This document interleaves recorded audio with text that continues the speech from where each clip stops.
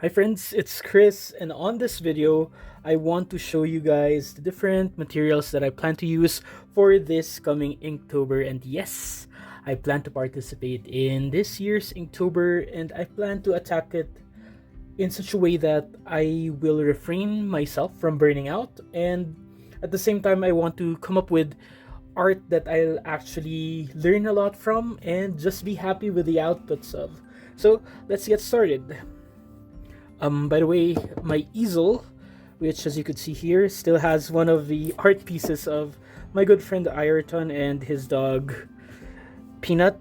It's been a year taped on this board and I still haven't finished it. But yeah, I'll be using this easel every now and then if I'm not filming, or if I plan to do my initial sketches. I would like to use this easel over here. It's a rather affordable easel that I got from Shopee here in the Philippines. So the main surface that I plan to use to draw on are the following.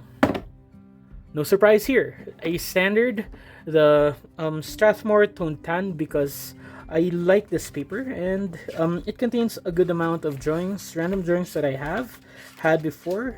And you see here, most of the drawings that you saw were either made by pencils, or you have one that's drawn using colored pencils. But this time around, the following like maybe 30 pages or less will be used for the Inktober drawings. And to supplement this, a part of me still itches to use colored pencils, or particularly actually watercolor paint. So I plan to use this small sketchbook over here. This is an accordion sketchbook that I got from a flea market that was here in Baguio. And this is from a shop called Everyday at Breakfast, something like that. I will link them below just so that with support and showcase local brands here in the Philippines. And I'm not really sure, but probably there's a chance that I'll be using my Tokyo Finds watercolor sketchbooks just to use up the pages. I'm not sure if I plan to really use them, but maybe to supplement, or maybe if I plan to have like ink washes later on, which I'm gonna discuss. Maybe these sketchbooks would come in handy, but we're not sure. Now, as for inks, this is Borealis Black from Noodlers. Is it Noodlers? Yeah, I think so. This is Noodlers ink called Borealis Black, and it's been with me for around 4 years already, and I barely made a dent on this. It's a beautiful water soluble ink, and it has this beautiful dark green shade that I'll be swatching in a bit. And for that, I plan to use this fountain pen that I got from Shopee. It is something that I'm keen to use because it has a fude nib, which is, as you can see, the tip, it's slightly bent. I'm not really sure what's the purpose of the bend here, but when it comes to sketching, I do enjoy using this because I can make thicker lines if I just hold it straight up. Then, to dissolve the ink, if I plan to use it as shading or what, I'll be using a watercolor brush. This is a brush with a water reservoir in it. So there's that. Then I'll be using a variety of brush pens. But before that, here are some pencils that I plan on using. This is the Faber-Castell 9000, I think. And you have here now a Carandash pencil. Both are relatively soft. The hardness for the Faber-Castell one is 8B, which means it's very soft. Oh, with that also, I plan to use my my mechanical pencil as well. So there's that. And then as for pens, very standard, you know this. The Jelly Roll, the Sakura Jelly Roll, is very useful for creating those highlights, especially on that tone gray. I'm excited to use that. As for standard pens, this is a Zebra brush pen. I got the idea of an inspiration of using this, of course, from Scott Christian Sava. we have here, I have two of them. Yeah, I have two of these Tombow brush pens as well. And then I'll be using my micron pens. I'll be using them in a variety of points. So my goal for Inktober, dear friends, is actually for me to rediscover and start to get more into art once again. As you've noticed, I haven't been posting that often, and I haven't been creating that much art. And I'm looking forward actually, and I'm inspired to, through Inktober, rediscover my love for art. So here are the materials that I plan to use. See, so paper, Borealis black, and a few sketchbooks. Now, just to give you a swatch of the Borealis black. All right, so maybe let's watch some of the materials and pens that I'll be using here on my Tokyo Finds journal. So let's start with the Borealis black from Noodlers. Now, I don't know how I'll be swatching this, but I'll be dripping. Oh no, I dripped it on my fingertip. The price you pay sometimes for using inks is that it can get messy, and it's just an inevitable part of doing art. Making messes is part of the drawing process. So there's that. As you can see, it's pretty dark, and I'm not worried about this because it will wash out very easily. So how will I swatch this one? Let's see. Okay, I have here a dip pen. So on mass tone, if we put on the Borealis black very thickly, it'll look something like this. So it's basically black, like you guys see. It's just a black color over here. But the magic starts and happens once you try to dissolve it. And now I'm taking my water brush and then see what color pops out, or what happens to the ink once you dissolve the color. And it has this grayish green shade once you dissolve it.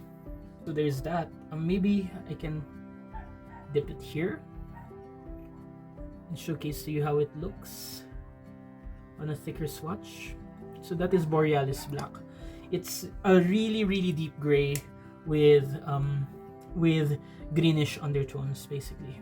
Okay, so as for the food nib, I think I am yet to refill it, so that's why I pumped out a good amount of it actually here on this shot glass because I really want to use the food nib. So what I do, okay, for those who don't know how to refill fountain pens, there's this plunging mechanism. Okay, if this applies to your fountain pen, use the plunging mechanism and then reinsert it back to the fountain pen, and then some. Okay, just press it hard down immediately. For me, I just want to push it back up like this slightly so that there's pressure on the cartridge and push the ink out. And then maybe a few seconds holding it upright like this, and then let's do it. Okay, so this is these are the type of lines you can make with the fude nib. Okay, you can make thick lines over here. Ooh, the ink flow is warming up a bit, so maybe that's why it's a bit like that. So as you can see here, you can make thick lines, and then you can make thin lines if you just use the tip of it. See? Okay, I love the versatility of the fude nib because you can go from thick to thin in just the way you angle your fountain pen. So excited to use that. The Zig brush pen, pretty standard, not much to rave about, but I like this because it's very reliable in having your marks, and it's not as flexible in making marks as the fude nib, but I like it because it's like using a thicker ballpoint pen, and I just like using it. Then compared now to the Zebra one, you have here now the Tombow, which is more forgiving and has a softer tip, and it has thick and thin lines. It has a capability, if you use a full belly, you can have the thick lines, or if you just use a tip, you'll get thin lines. so it's more flexible than the zebra one. Okay, of course you're very knowledgeable, very familiar with the micron pens. Very easy, very simple, and I plan to use this pen up actually. And I think, oh, this pen is also drying up a bit, or it just hasn't been used in a while, so I'm glad to just use this pen up. If this is the last leg of it, contributing to the Inktober is a good way for this pen to bow down before it goes to the graveyard. Alright, for day 1 of the Inktober, I am going to draw Van Gogh, and the prompt for day 1 is mustache. So I don't know how I will be approaching this where the word mustache is highlighted, but I'm just winging it. I started this drawing with an initial sketch that I tried to erase as much of it as I could, and this now is my inking process. To be honest, I am not yet sure of the direction of how I would want this drawing to be, but I'll just enjoy the process of drawing and filling it in, and hopefully eventually, while I'm here, I'll get to discover my art style. I'm just literally right now, I'm just going by gut feel when it comes to the stylistics of how I plan to ink this. Now I'm switching between different materials just to get a feel. Since it's day 1 of Inktober, I think I'm giving myself a lot of grace for with the mistakes that I will inevitably be doing, including anatomy, including technique, style, all the facets. I just want to enjoy the drawing process right now. Maybe be more keen and critical of my drawing eventually. So, friends, I'm drawing Vincent van Gogh because I have had a few drawings of him already in the past. I have here a previous video discussing on using his portraits, and I believe, comparing colored pencils and graphite pencil drawing techniques. I am happy to share that video once again down below if you want to watch, or I think I can link it on a card here on the side if you want to have that queued for later, or you want to skip ahead of that. But this one is going to be a rough, inspired drawing of a portrait of Vincent van Gogh. So literally I'm going through the motions right now of what I feel. No rhyme or reason when it comes to anatomy of it. I'm just letting my hands decide where it wants to ink, and enjoying the media. Something about ink drawing feels so consequential, okay?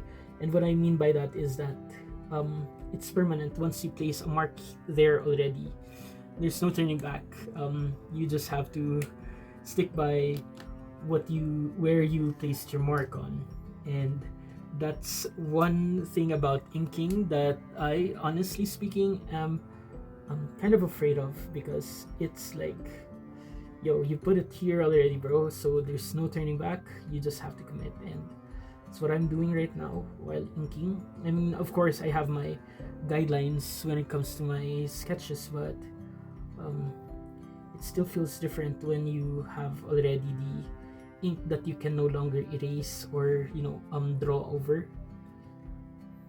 So the first day of, day 1 of Inktober, the prompt is mustache, and something about old European photographs that has guys sporting very, very thick and bushy mustaches. That's why I decided to where else better to start my drawings than to go with one of my most fascinated by art figure, which is Vincent van Gogh. And we have no idea how he looks like, but we have here some historical evidences and documentations of how Vincent van Gogh looked like, or how he thinks he looks like, through self-portraits and portraits of other people of him. So some distinct features that he has this red or light brown hair, and he has here a very prominent mustache and beard.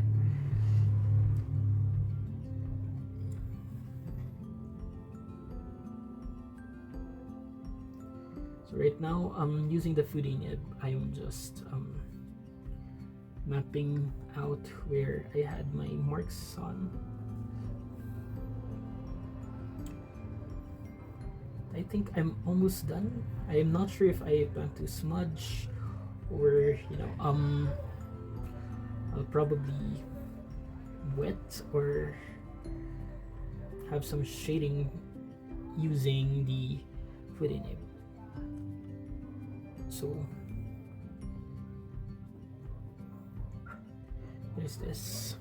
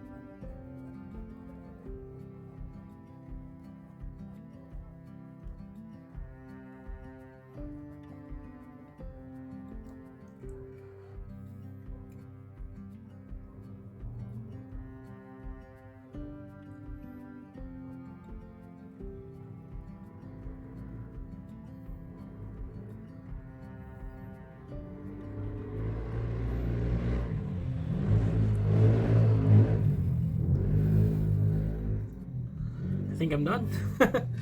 This is my day one of my Inktober drawing. It's not impressive, I have to admit. Even in myself, I know that this is not my best piece, but I just plan to, work very swiftly on this project. I had no intention to spend extra time since I have work later on tomorrow, and this is like probably around the only time I have for this drawing. I'll probably go back to this one maybe later this week to maybe improve this, but yeah, that's day one of my Inktober output. You know what? Let's try to, dissolve some of the inks that we have.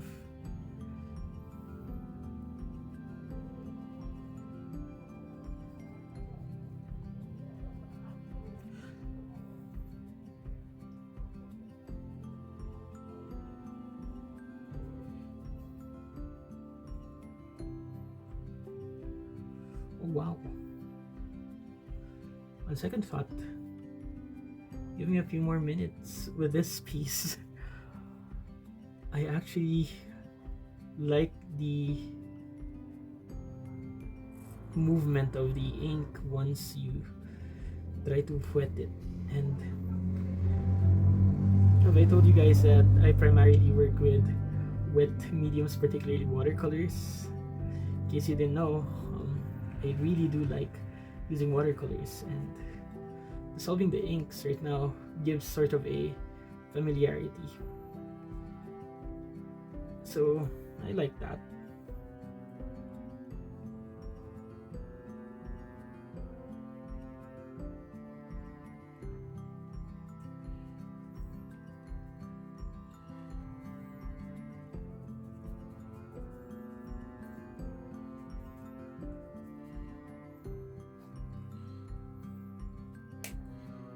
Maybe for like the lip line, I'm gonna make it a bit darker. Sakto, where I don't have much of the wet marks.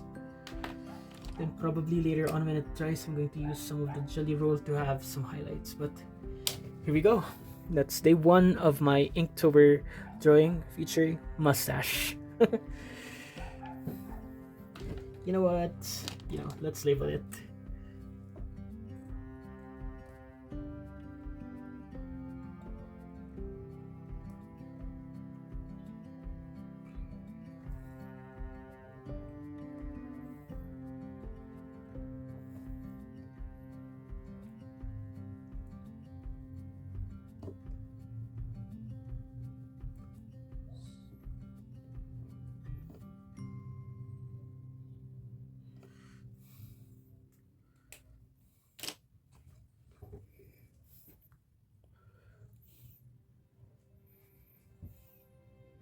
So that's it, guys. I'm looking forward to join Inktober with you guys.